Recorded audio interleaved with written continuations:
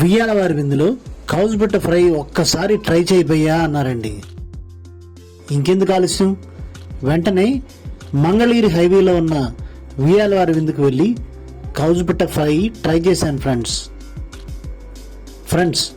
అల్లం, వెల్లుల్లి, మిర్చి, కరివేపాకు తరుగుతో రాయలసీమ కారం, ఉప్పు, మసాలాలు దట్టించి అలా వేయించి క్యారెట్, ఉల్లి సలాడ్తో, గ్రీన్ చట్నీతో నంజుకొని బోన్స్తో సహా కౌసు పిట్ట ఫ్రై తింటుంటే ఉంది భయ్యా, ఆ మజానే వేరు.